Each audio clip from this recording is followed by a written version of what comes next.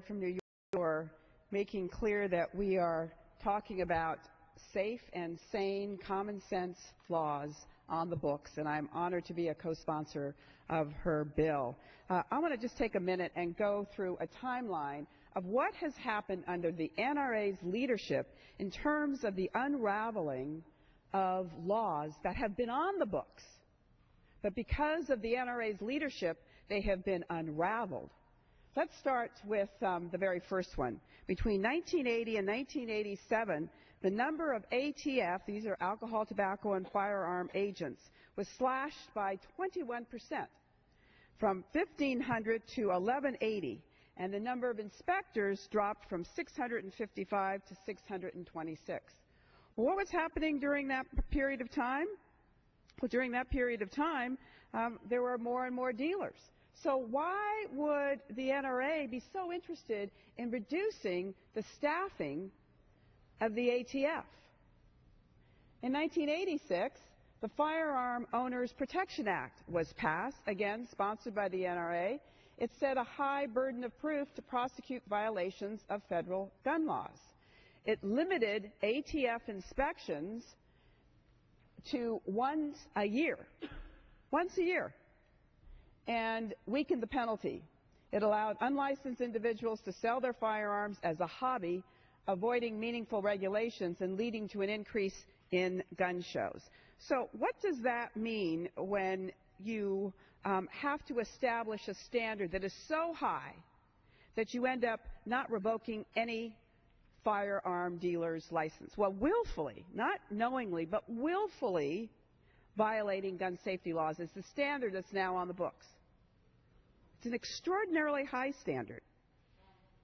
And laws that were created allowed for dealers to hand off their businesses, even when they had these horrendous violations, to relatives, or to convert their inventory of guns into a, quote, personal collection, which they then could sell because it was now a hobby, without doing background checks.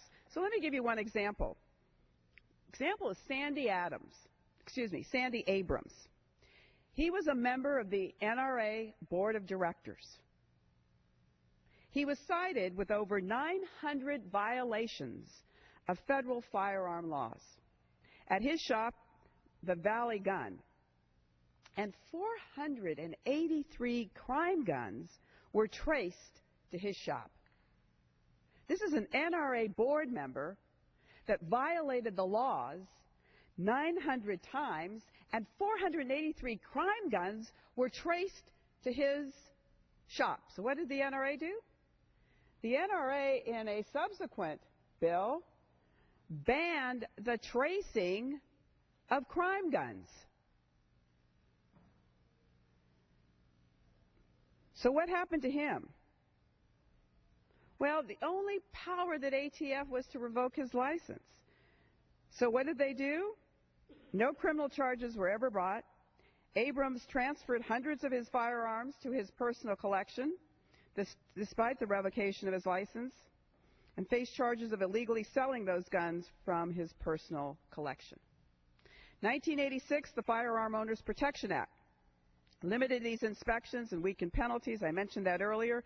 We then moved on to the Dickey Amendment in 1996. What did the Dickey Amendment do? The Dickey Amendment held that the CDC could no longer do research and conduct public health research. Now, why would the NRA be so concerned about research going on? Because when you do research, you can link it, and it can create the opportunity for public policy decisions that are, in fact, thoughtful. Then came the famous TIARD amendments in 2004 that placed restrictions on law enforcement, limited access to crime gun tracing data, required approval background checks of 24 hours only. That amendment said that if you're going to do a background check, you can only have that document in place for 24 hours, and then it has to be destroyed. So to the point made by our colleague from New York about what are called straw purchasers, how would you ever know there was a straw purchaser if you had to destroy that record in 24 hours?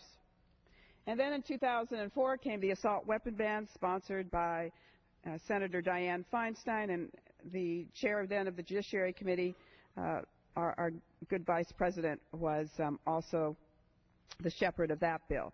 In 2005, Protection of Lawful Commerce in Arms Act.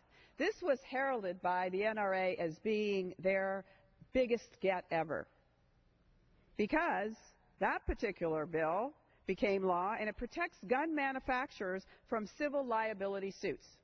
The only industry in this country that is not subject to civil liability suits for dangerous equipment and the like. The Sandy Hook families that are looking at trying to bring actions right now are stymied because this law is in place. Now, there's no protection for auto manufacturers if they have unsafe products, but we've given carte blanche protection to the manufacturer. And then in 2005, the U.S. Patriot Act. What did we do there? Well, then the NRA decided that, you know what, that ATF director shouldn't just be appointed, it should be confirmed by the Senate. So in the Patriot Act, they got an amendment that provides that the ATF director must be confirmed by the Senate. And guess what happens? There hasn't been an ATF director confirmed in 7 years because of the control that they exhibit. And then in 2005, ironically, George W. Bush does something his father didn't even do. His father, George H.W. Bush, by executive order, banned the importation of guns in this country, particularly the assault weapons. When President Clinton came into power, he, by executive order, expanded that importation ban to include high-capacity magazines.